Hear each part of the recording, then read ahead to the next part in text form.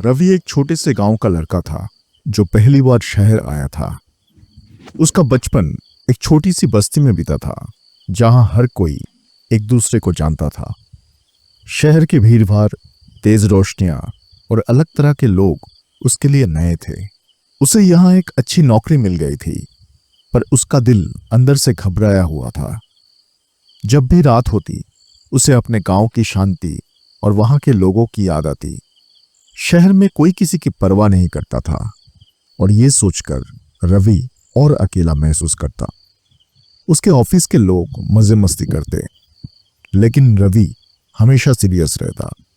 एक दिन उसने सुना कि किसी ने कहा, शहर में सिर्फ लॉजिकल बातें होती हैं, यहाँ भूत प्रेत का कोई कॉन्सेप्ट नहीं है। लेकिन उसके दिल के कोने में एक अजीब सी घबराहट थी।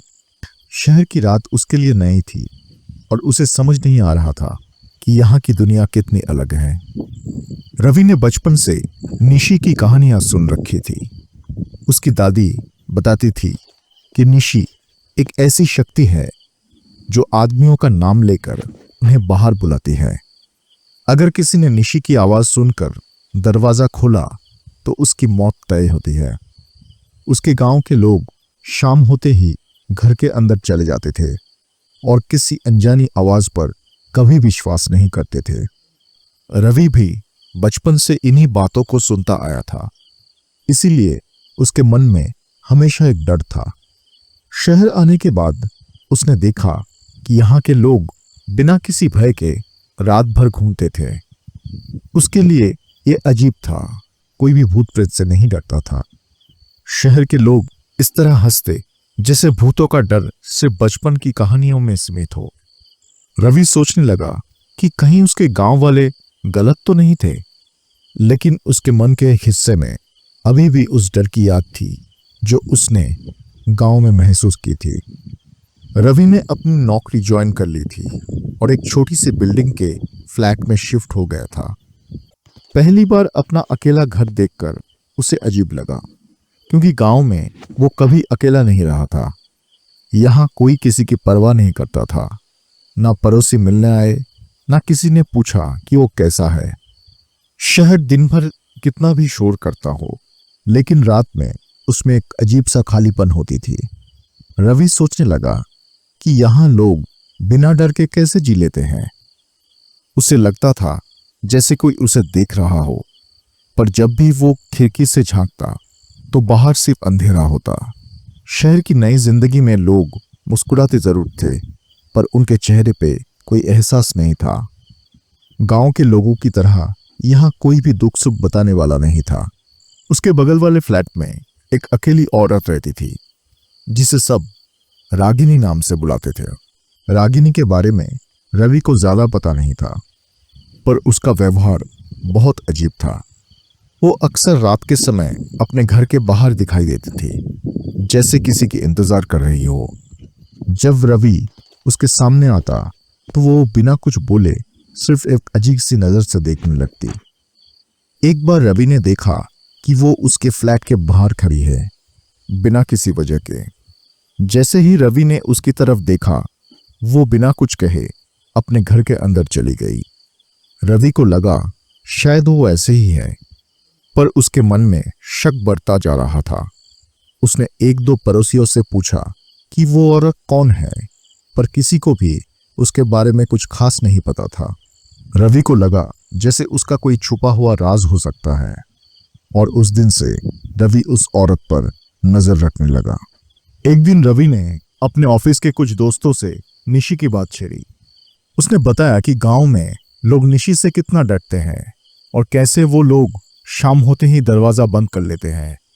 सुनते ही सब लोग जोर जोर से हंसने लगे, जैसे उसने कोई मजाक की बात कह दी हो। एक लड़का बोला, भाई ये सब बकवास है, शहर में सिर्फ लॉजिकल चीजें होती है, यहाँ भूतों का कोई कंसेप्ट नहीं है।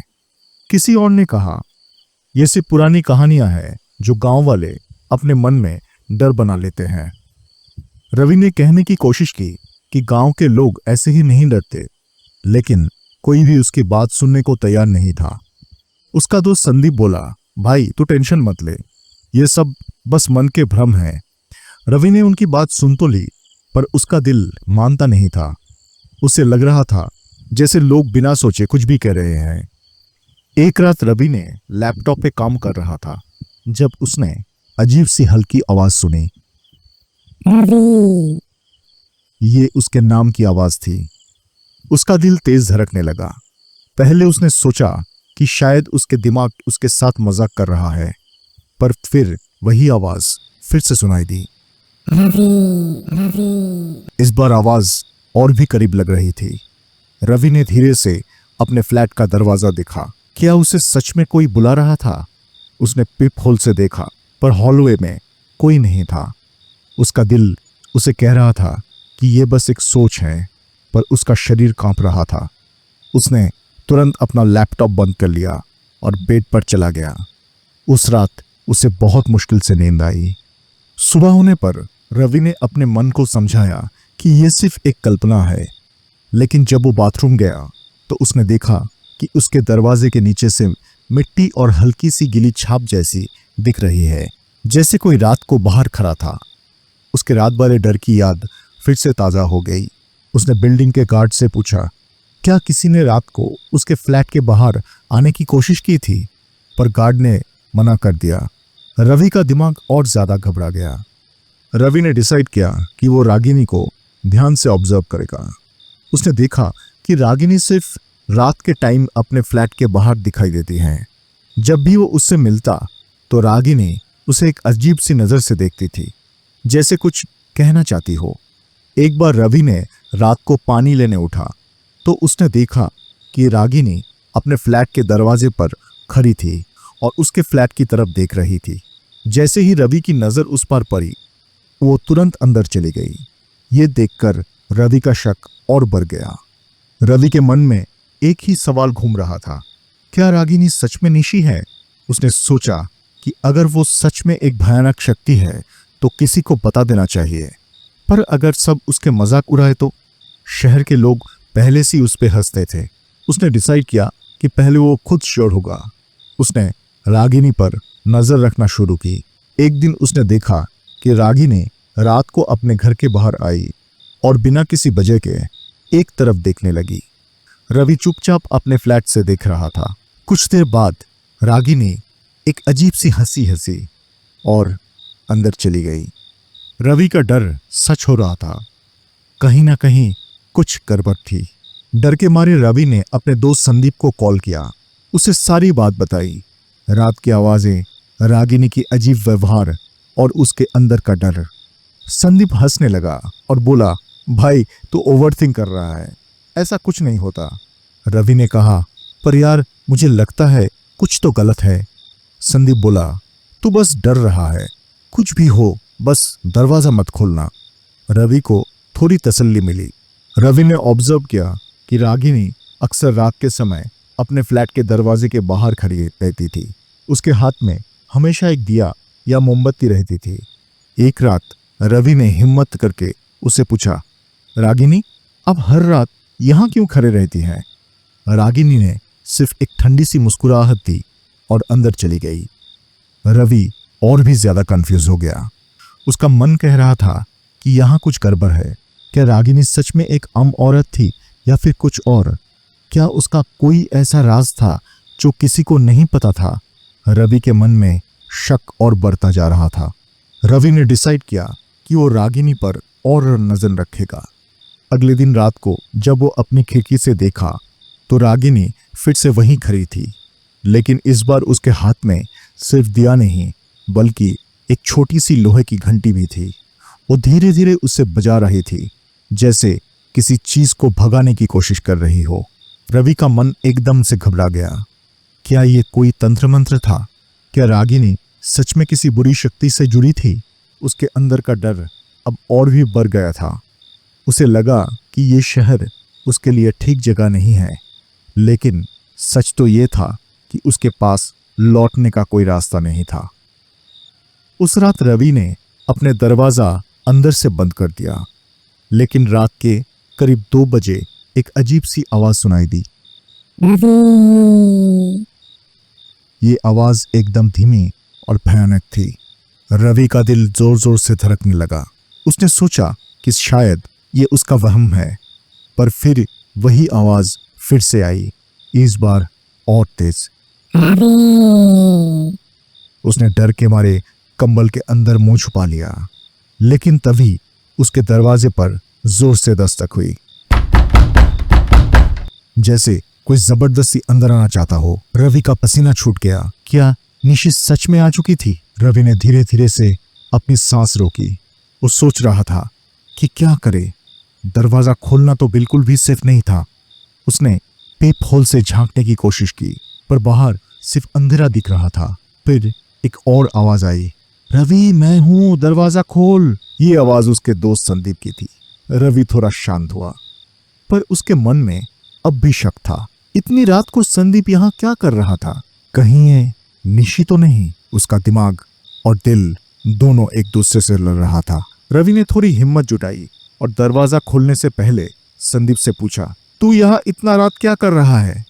संदीप बोला, भाई बस तुझसे मिलने का मन किया, सोचा सरप्राइज दूं। ये जवाब सुनते ही रवि का शक और बढ़ गया। संदीप कभी भी बिना बताए नहीं आता था, और सबसे बड़ी बात, उसने तो संदीप को आज सुबह ही बोला था कि वो बिजी है, तो फिर वो यहाँ कैसे आ गया? रवि ने दरवाजा नहीं खोला, बल्कि उसने संदीप से कहा, एक मिनट रुक, मैं पहले कुछ चेक करता हूं। रवि को एक अजीब सा एहसास हो रहा था, जैसे कुछ गलत होने वाला हो। तभी उसने देखा कि रागिनी अपने फ्लैट से बाहर आई और जोर से चीख कर बोली, दरवाजा मत खोलना। रवि एकदम से चौंक गया। संदीप ने बाहर से चिल्लाया, ये पागल बुढ़िया क्या कर रही है, जल्दी दरवाजा खोल। पर रागिनी जोर जोर से मंत्र बोलने लगी और रवि को अंदर ही रहने के लिए कहने लगी।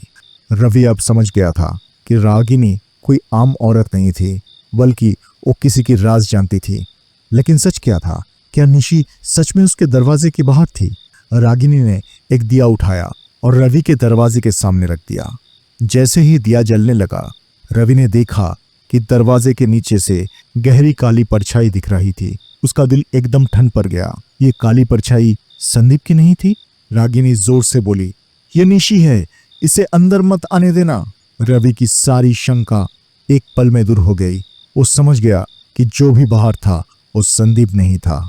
रागिनी ने उस दिए को निशि की परछाई की तरफ फेंका और एकदम जोर से मंत्र बोलने लगी। जैसे दिया निशि के साए पर गिरा, एक जोर सी चीख सुनाई दी, आ! रवि ने देखा कि वो परछाई धीरे धीरे खुल रही थी।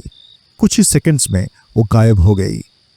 दरवाजे के बाहर अब कोई नहीं था। शहर की सुनी सड़क एकदम शांत थी, जैसे कुछ हुआ ही नहीं हो। रवि के सांसें फूल गई थी। रागिनी उसकी तरफ देखा और कहा, अब तुझे समझ आया, निशि सिर्फ गांव में नहीं होती, वो कहीं भी हो सकती है।